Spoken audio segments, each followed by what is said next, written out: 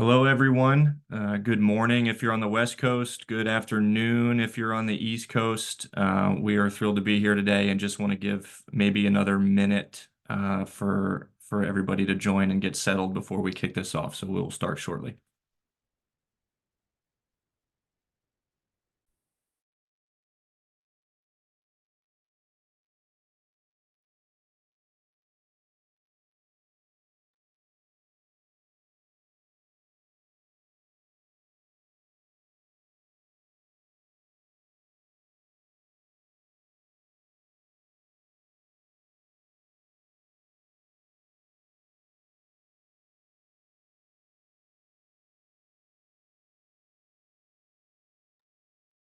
Okay, I think 2 minutes is enough time.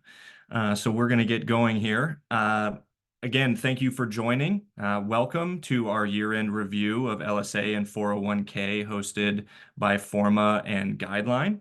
We're glad everybody is here. We look forward to this conversation and hope that it will be really useful for everybody. So to dive into what we're going to discuss today, looking at our agenda, we'll do quick introductions of our panelists and the organizations that they represent. And then we will move into a discussion of market trends more broadly that will transition into use cases for both organizations, and then getting a little bit more nitty-gritty on metrics and ROI for those offerings, and then looking forward towards the end from a compliance and mandate standpoint on what organizations need to be considering moving forward. We will hopefully or presumably have time at the end for Q&A, so feel free to drop questions in the chat throughout the conversation. Where applicable, we can sprinkle those in, and if not, we can hold them till the end and address them then. So real quickly for introductions, I want to introduce our panelists, or rather have them introduce themselves. Real quickly, I am Sean Brown, the Strategic Partnerships Lead at Forma, and I'll be moderating today's discussion, so hopefully you don't hear much from me. And then I would love to have our representatives from Guideline introduce themselves. Why don't we do Debbie? Thanks, Sean. Good morning or afternoon, wherever you are. My name's Debbie McNeely. I'm a sales leader at Guideline. I lead Guideline Pro, which is Guideline for benefit professionals, as well as accountants and advisors. Been here for about 5 years, almost 5 years, and super excited to talk to you today about 401k. Emma. Hi, my name's Emma Morrissey. I am a relationship manager on the G Pro team working with Debbie. I help benefits professionals, accountants, advisors get their clients set up with 401k plans. Outstanding. And then Megan, if you want to introduce yourself and then roll right into who Forma is, and then we'll throw it back to the Guideline team. Yeah, absolutely, Sean. So hi, everyone. My name is Megan Burns. Really appreciate you joining the call today, taking the time to learn a little bit more about this. My role at Forma, so I focus on benefits strategy and solutions. Really, that just means I get to work with innovative companies looking to explore, expand their benefits offerings to include something like a lifestyle spending account. And so I learn about their goals, their challenges, what they're trying to and then I help them put these programs into place. So I have been at Forma about 1.5 years. I've been in the benefits industry for over 10 years now. And overall, my goal is to just always be a resource to the team that I support. So with that, I'll transition over to who Forma is. So for those of you that may be unfamiliar with Forma, we are the leading provider of flexible benefits, commonly referred to as lifestyle spending accounts in the market. And so what we do is we provide a very customizable platform that enables our customers to put together unique solutions to fit their employees' diverse needs. And so you can see on this slide, we work with some amazing customers. We wouldn't be able to have these incredible logos if we didn't have a hyper focus on the employee experience, the administrative experience, and then a really truly intuitive product. And so today we have over 220 customers globally.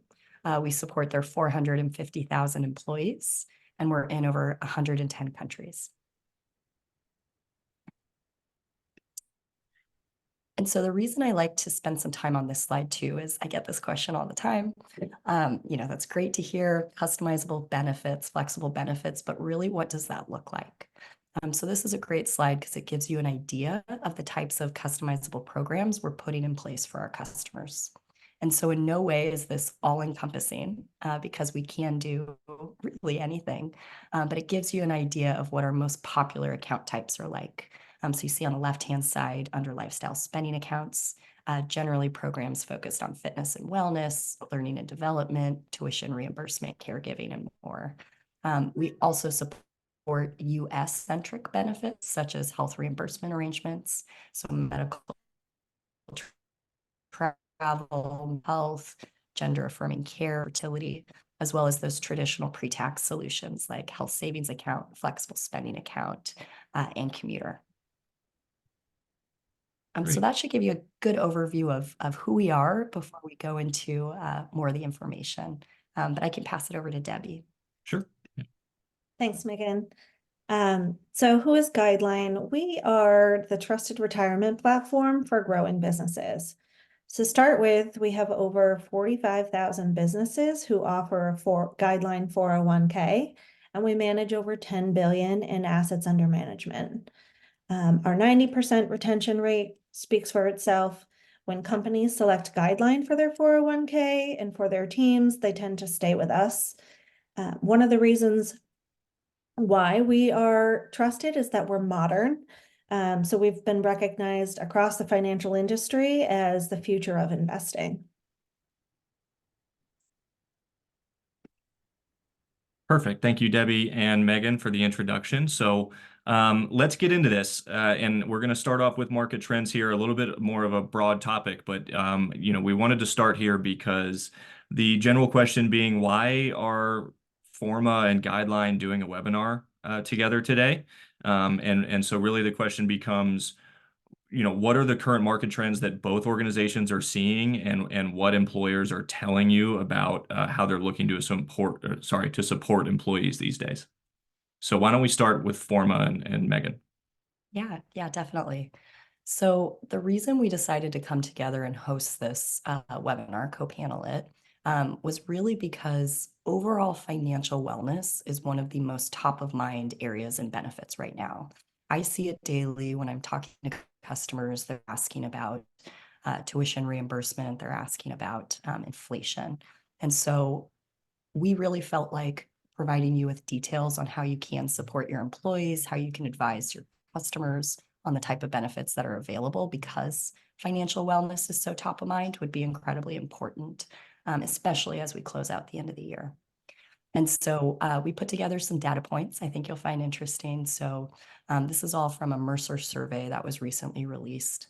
But essentially, employees are communicating that they're incredibly concerned about their overall financial health, more so than ever, again, because of inflation, their own debt that they've taken on, the cost of everyday living expenses, their healthcare, and then concerns over the ability to retire and have enough money to put away for later. And so if you jump to the next slide, Sean, you can see that this survey, it's called the Inside Employees Mind Study. They were able to survey employees year over year. And you can see looking at this data across 2023, 2022, and 2021, that the increase of concerns over some of these financial well-being categories have significantly increased as well, with the top just being a concern over being able to cover your monthly expense, followed by being able to retire, and then personal debt is high up there. So of everything employees are worried about right now, financial wellness is one of them. It's at the top, which is why we wanted to bring this up. And so we get a lot of questions. We know this is top of mind for our employees. We know it's top of mind for employers. So what can we do, or what are other companies doing to address this? And so you can see most companies are looking at either expanding or implementing new financial well-being programs into 2024. And so that could look like expansion of employer discount programs, support tools for basic money management, financial coaching, or putting a benefit in place to support tuition reimbursement, student loan repayment. And so the reason this ties in with Forma, yep, if we jump to the next slide, perfect.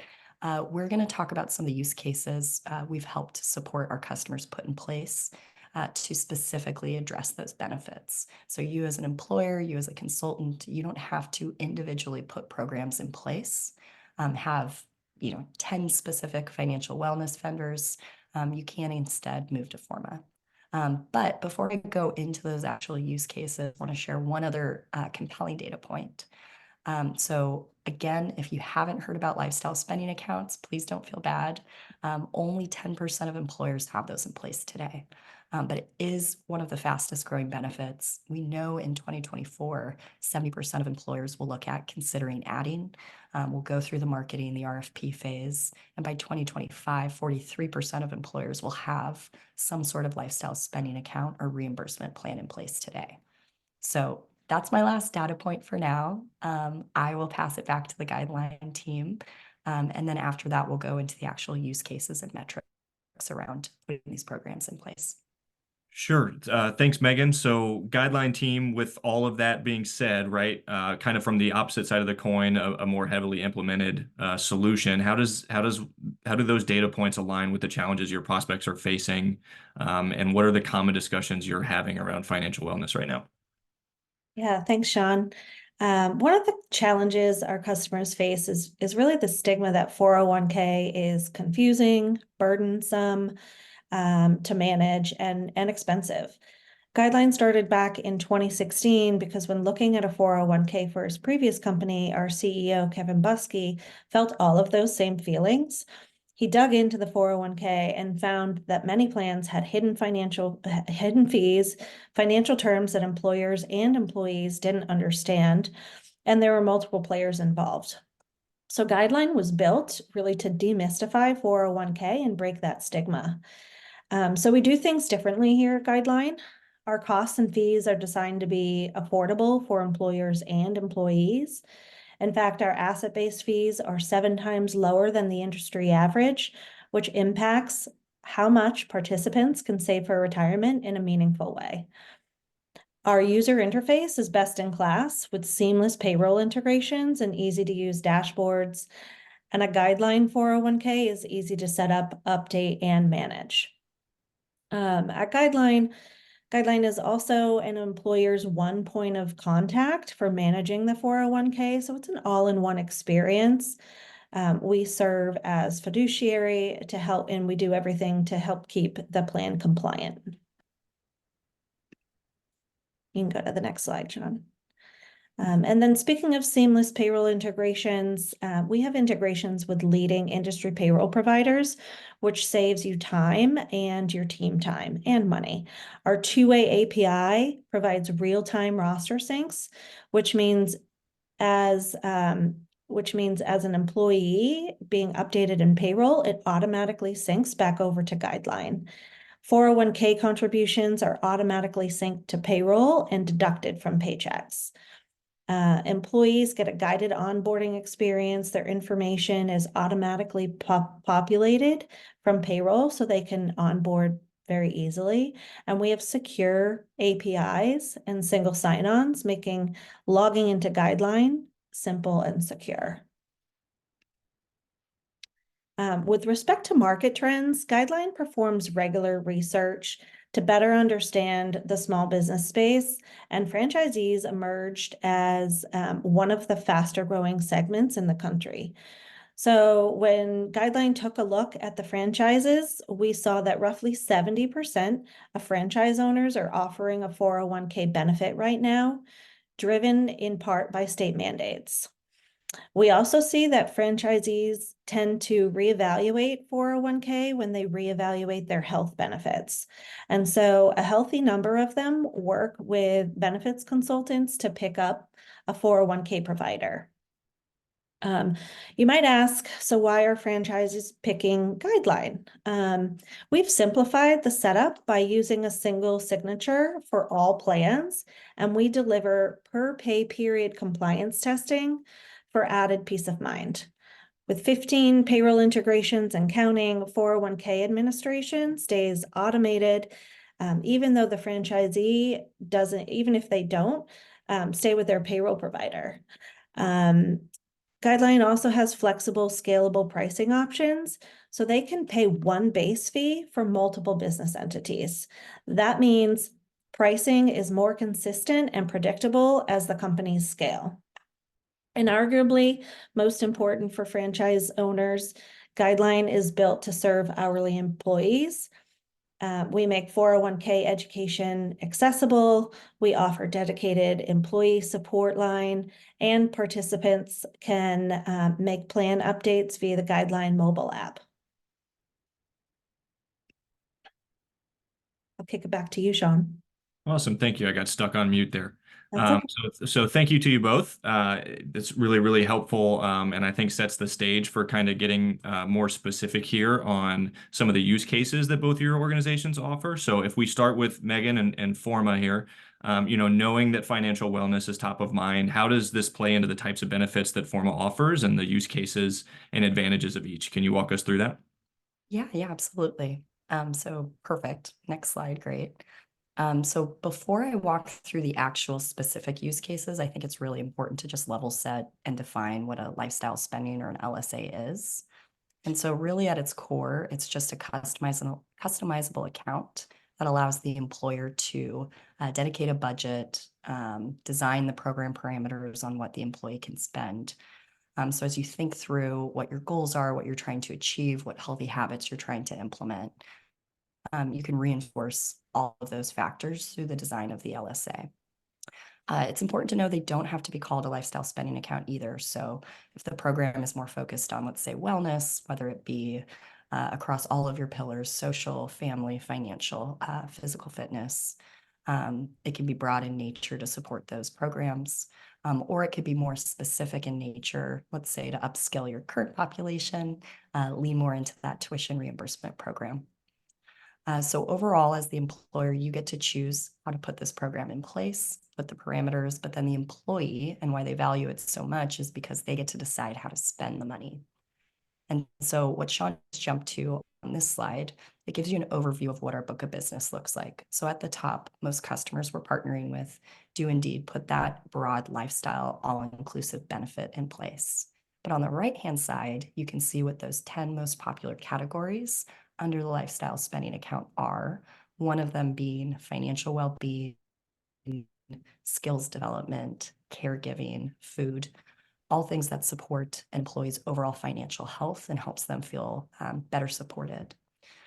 If you look a little bit further down into the screen, you'll see learning and growth, which is really top of mind for employers right now. Again, looking to dedicate funds specifically to an employee's own development, which helps with retention.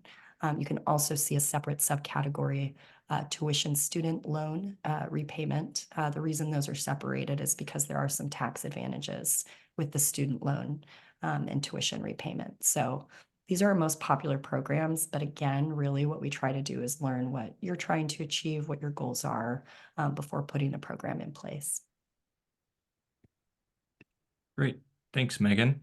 So if we move to the Guideline team, why the 401k when addressing financial wellness? What gap does it fill? When does it make the most sense? And how is your modern approach differentiating in the market? Yeah.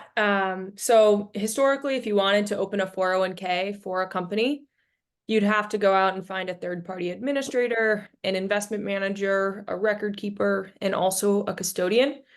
I know Debbie touched on it earlier, but as you can imagine, this is very time-consuming. It's confusing and also expensive. Not exactly easy for a business owner to, source all of these different providers for one 401k plan. So at Guideline, what we've done, next slide, please, Sean, is we've done an all-in-one 401k experience. So Guideline's going to wear all of those hats on the previous slide.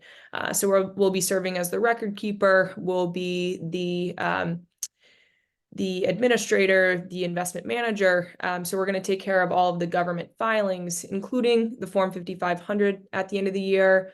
We'll provide ongoing compliance testing each pay period. Also, as the 338 investment manager, we are responsible for choosing the funds and managing that list of funds.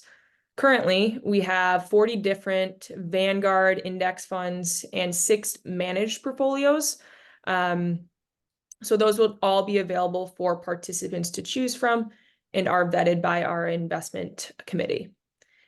The only thing we are not is the custodian. We are not a bank and don't hold the money, but we use a trusted custodian called the Benefit Trust Company who will process the transaction and execute on any trades. And then moving on to the participant perspective, employees will have everything they need to navigate this platform without asking the plan sponsor any questions, which can save everyone a lot of time and confusion. Participants will set up their accounts through a guided self-enrollment. They'll have access to an easy-to-use dashboard. They can personalize their portfolios and contribution rates at any time on guideline.com or in our mobile app. If they have any questions, we do have live support via phone and email. We have a team specifically for participants. Our team can't offer personalized advice, but Guideline does have a suite of educational resources from webinars, export written articles, and newsletters they can opt into. The topics cover things like what's the difference between a Roth and a traditional 401k and things of that nature. So as a benefit professional, we can provide you with what we call a Guideline Pro dashboard. Guideline provides you a holistic view of your client's plans. From here, you can add new plans, request proposals, track rewards that you've earned, and also schedule time with your dedicated relationship manager to help do plan design consultations and things like that. You can access your client's plans as well and view participant contribution rates, compliance status, access reporting, and plan documents. And all of this is free for you to have. Lastly, another benefit to you, we're rolling out a new referral rewards program, which can provide an incentive for you and your firm as well as your clients. We will continue to offer our generous discounts to pass through to your clients, but which start at 4 months of employer fees waived. The more clients you sign up through your dashboard, the larger the rewards are to you, and it's all tracked on this Guideline Pro dashboard. Great. Thank you, Emma. So moving from what I would sort of describe as the value prop there, right? If we move to proving ROI, which is kind of the bottom line for everyone. Let's go to Forma first again, and Megan. In terms of metrics and ROI, what can employers look for to validate investing in an LSA? And then we'll go to the Guideline team for 401k as well. But how do we look at ROI from the LSA standpoint? Yeah, I mean, I love that question because it is essentially what helps get budget approved to put these types of programs in place. So I think the easiest way to think about ROI is to break it across 3 different categories. So the first is real dollar savings. So by moving to Forma, whether it be taking something you have in place today internally and then leveraging Forma, or consolidating different programs to move towards the lifestyle spending account philosophy, there is actual real cost savings associated with doing so. And so we can help give you those projected real dollar savings. The second, which is less talked about, but I personally think equally important, especially having an administrative past, is administrative savings. And so by leveraging Forma, by moving these programs to Forma, consolidating programs to Forma, what are you as the administrator getting back? More often than not, it's time, and it's time that can be spent focused on other types of business goals that you have for yourself or that your company has. And then there's typically a dollar amount associated with that as well. So really just allowing us to take the administration off your plate. What do you get back? And then lastly is employee appreciation. And so we know attraction, retention, the cost of turnover is incredibly high. And a way to mitigate that is by having a really valuable appreciated benefits program in place, because there is also ROI associated with that. So I'll talk a little bit more about each of these 3 categories, but did want to just kind of set the stage by explaining those 3. So the reason I threw in, I'll call it my ugly slide. Sean knows I'm not the best at design when I put information together, but I think the data points in here are incredibly meaningful because we wanted to share what some of those ROI case studies are with you all on the phone today. And so as it relates to real dollar savings, a firm saved $500,000 just in the first 6 months by moving to Forma, by taking a program that they had through an expense management tool and moving to Forma. And so those are real savings. We know every leader of every organization right now is leaning on their consultants, leaning on their benefits team to figure out any way for cost savings. So let us help you do that. Let us look at your programs and we might be able to find some money for you. The next use case is Instacart saved one administrator 70% of their weekly time by moving an in-house program to Forma. And so that was real time that one employee got back to where they could then focus on other areas of their business. Microsoft, this is an exciting one. They were able to reduce their internal ticketing queue by 35% by moving to Forma. They were not managing it in-house, but they had a legacy provider who wasn't as supportive to their employees, wasn't capable of answering the questions timely or in a robust enough way to make the employees feel satisfied. So things were getting escalated internally quite a bit. Again, real time back for their administrative team. And then last but not least here, just wanted to give a quick overview. So even though there's budget dedicated to lifestyle spending accounts, even though you're giving your employees money, when you move to Forma across the different types of programs we have in place, the actual average budget utilization sits around 70%. And so if you do have something in-house today, you're moving it to Forma, on average, you'll see about 30% savings. And if we jump to the next slide, Sean, I won't spend a ton of time on this. I don't think we have enough time today to really dig into it, but we can share this as a follow-up because this gives you an idea, category or account type by account type, what the median funding typically looks like and what the annual budget utilization or budget spend typically looks like. And so up at the top, you'll see on average, most employers are funding a broad lifestyle spending account $900 annually, but only 85% of that budget gets spent. And so there are different program parameters we can help design and put in place to show you what the average spend will look like so you can better financially predict. I'll call out to learning and growth. You typically only see about 23% utilization.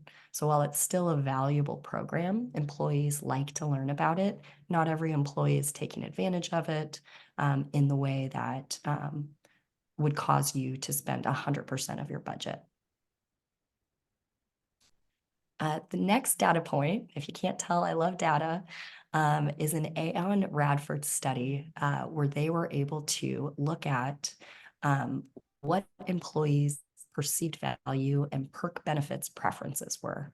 And so they ran a conjoint analysis where they surveyed many companies and they asked them across 17 different benefit programs which ones they appreciated the most.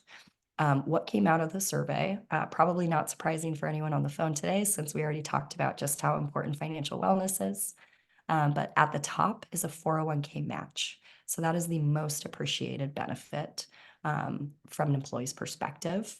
But what candidly surprised me, being in the benefits industry for 10 years, the second was actually a lifestyle spending account. And what that really showed us was employees appreciate flexibility, they appreciate choice. They don't want to be provided a benefit they'll never use. They want the flexibility to choose how the benefit will work for them best. And so if you go to the next slide, Sean, an interesting factor about this study too was that not only were they able to rank the benefits based on the employee's perceived value, but they were also able to identify what that value equals. And so when given a choice, an employee shared that their 401k match was perceived, or across the entire study, was perceived to have a 53% more value. Similarly, for the lifestyle spending account, it showed a 50% more value when applied to the dollar. So a way to think about that is a dollar 401k match into an employee's 401k. They actually perceive it as $1.53. A dollar into a lifestyle spending account, because of how valuable it is compared to other programs, the employee actually perceives that as $1.50. So you're giving less monetarily to your employees, but they appreciate it more because of the design and the nature of the programs and what they actually support.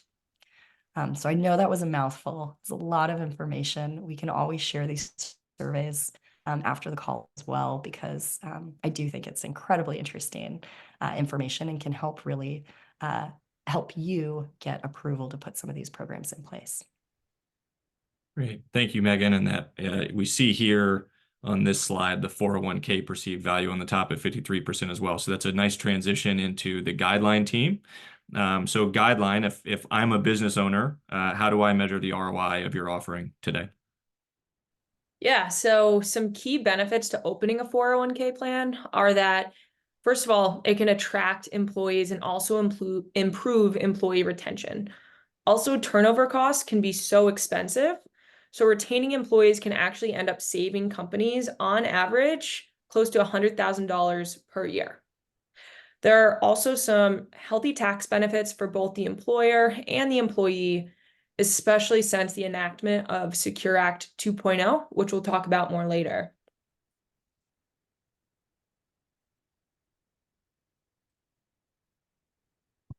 Great. So what are business owners or successful business owners doing to take advantage of the 401k right now? We know that timing is important. What are the other important milestones businesses need to keep in mind? Yeah, thanks, Sean. There are some significant benefits to starting a 401k early in the calendar year. The first is to simplify the benefit selection. By starting a plan in the early year, employers can align retirement benefit education with open enrollment. So unlike health insurance, you can set up a 401k plan at any point during the year. However, by combining the setup of the benefits at the same time, employees will be more inclined to learn about their benefits all at once. We have seen this time and time again. The more education that participants have, the more likely they are to participate in their 401k as they should. Here at Guideline, we have about an 85% participation rate in participants contributing to the 401k. The second is to mitigate compliance risk. The 401k industry is highly regulated, and there are a number of IRS tests that plans have to go through to remain compliant. So while we don't need to go through all of the nitty-gritty details, the basis of the test is to ensure that benefits is not just being utilized by the high income earners, but rather all employees. These tests are going to measure the percentage of income that highly compensated employees have to put into their 401k account versus everyone else. And so if you start the plan late in the year, high income earners will be inclined to contribute a lot more money all at once, whereas those who are closer to the paycheck to paycheck won't be doing this, which can really increase the compliance risks. And then finally, employers want to ensure that employees have as much time as possible to take advantage of the 401k benefit. The more time an employee can contribute to their account, the less amount of each paycheck they will have to contribute to hit the IRS maximum limit. Fantastic. Thank you. So you mentioned the compliance considerations there. I want to kind of round out this conversation before we get to Q&A. And so please feel free to drop questions into the Q&A box. But our last section here is around those compliance considerations and state mandates. And so again, going back to FORMA first, what are the chief compliance considerations that anybody should be thinking about over the next, let's say, 12 to 24 months? Yeah. Well, I think I have the easy part. LSAs are a lot less, trying to think of the right word, but 401ks are much more hard to understand as it relates to the compliance. So lifestyle spending accounts are really easy. There's some key considerations when putting it in place, but the good news is we'll always help you understand what those are before implementing the program. But really, they are incredibly customizable. They are considered taxable. And so the biggest compliance is you don't want to include anything that's considered a medical expense in this program. If you include something that's considered also a medical expense, so for example, reimbursable under your FSA or your HSA, and there's additional considerations that come about that I won't spend time talking about today, but the good news is they are incredibly broad in nature. You have a lot of options when putting it in place.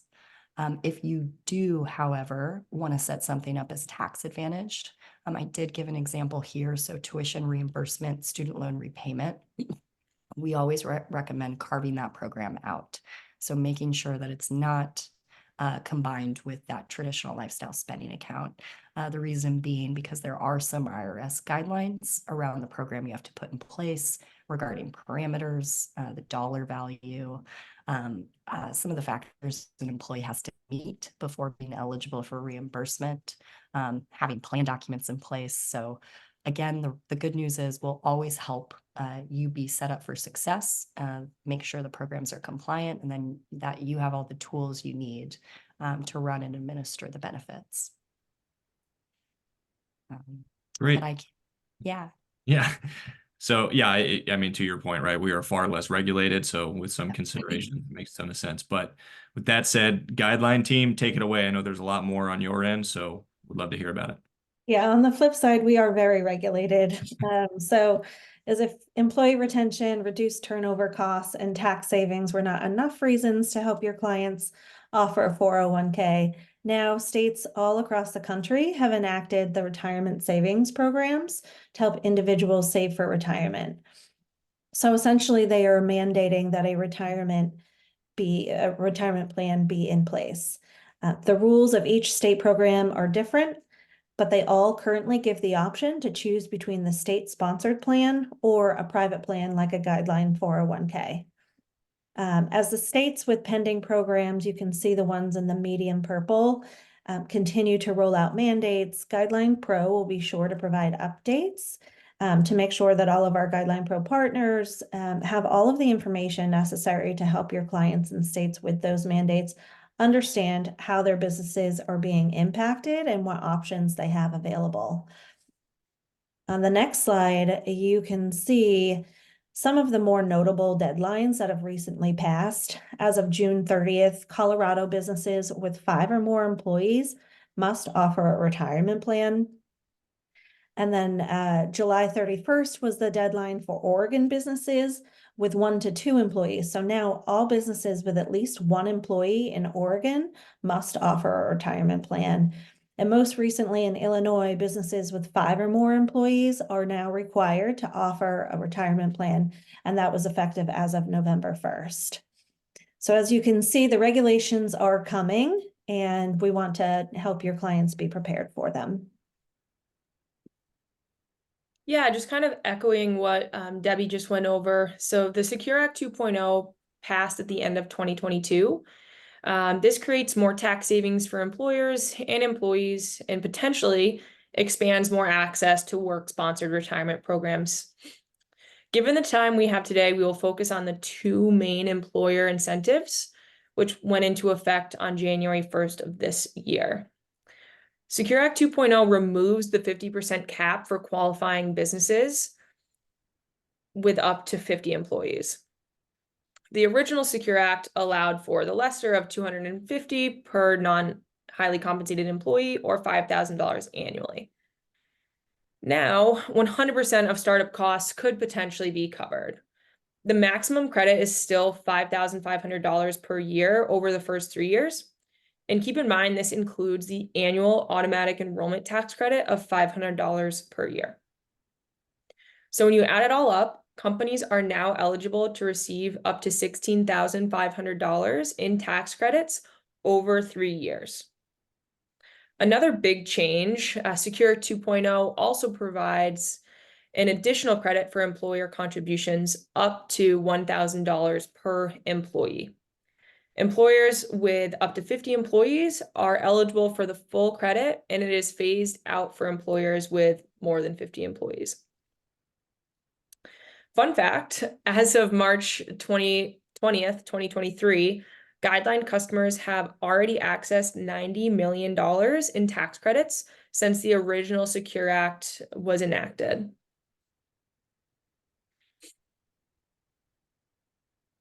And then as seen here, you can estimate plan costs factoring in Secure 2.0 tax credits using our tax credit calculator. This is an interactive calculator on our website. You can find it in the pricing tab on guideline.com. You can play around with it to see what your clients could potentially be eligible for in terms of tax credits. In this specific example here, you can see if you input 9 employees, 1 owner, and no highly compensated employee, the plan costs in the Guideline core pricing tier would be just under $2,000 a year. The annual tax credits more than covers that. So the yearly employer after tax credits cost is $0 for the first 3 years of the plan. Back to you, Sean. Awesome. Thank you, Emma, and Debbie for the overview there. We do have a few minutes left for Q&A, so feel free to put questions in there. While we're doing that, I want to do a couple shameless plugs for both organizations. So contact info for Debbie and Emma here if you'd like to schedule a demo with the Guideline team. And then from the Forma side, be sure to check out our next live product demo on December 12th. We also, if you visit our resources page on our website, have many different resources, including our comprehensive guide to LSAs. And you're always free to reach out to Megan or myself for more information. We'd love to talk to you. With that said, if we go look at a couple of questions that have come in, the first one I like, maybe let's go with Megan first. So from an industry or vertical perspective, or let's say industry, are there standards behind offering an LSA or a 401k? What are the trends you're seeing? And they call out healthcare, professional services, or other industries. Yeah, so I always like to just go back to our benchmark. I think that's the best way to pull together the different types of trends we're seeing that are industry specific. So if you're curious about the dollar value these industries are providing, we can provide that information to you. If you're curious about the types of eligible items they're including in these programs as well. I would say overall, we talked a lot about lifestyle spending accounts, but tuition reimbursement, student loan repayment, I would say is a very trendy topic, especially for healthcare and professional services. Most employers today have some sort of benefit in place. What I've learned is a lot of times it's also managed internally in a very manual way. I've seen different Excel and Google Sheets that track the repayments they're making to employees. So I would say overall, if you do have companies that you support in the healthcare professional services industry, if you learn that they are doing something specific to tuition reimbursement, student loan repayment, would definitely encourage you to have a conversation with us. We can show you what our product looks like, as well as some of the vendors in our marketplace that can also support that type of reimbursement plan. Guideline team, But let me know. anything? Oh, sorry. You still going, Megan? No. Guideline we're team, good. we have less than a minute left. I'm sorry to do that to you. Any industry trends that you're seeing? I think just across the board, we're seeing more and more smaller businesses offer 401k to their employees as a attraction and retention tool. Industry-wise, we see a lot in the healthcare industry as well. I also mentioned franchise owners earlier. And of course, just to reiterate, the states where there are state mandates, it's all across the board in terms of industries where they're signing up for a new 401k. Great. Thank you. Well, we are at time. I hope this was valuable for everybody still here. We appreciate your time. I want to thank Debbie and Emma from the Guideline team and Megan from our Forma team here. We were thrilled to be able to do this for you. We always welcome your feedback if you have it. But otherwise, I hope everybody has a great Tuesday, and we'll talk to you soon. Thanks, everyone. Thank you.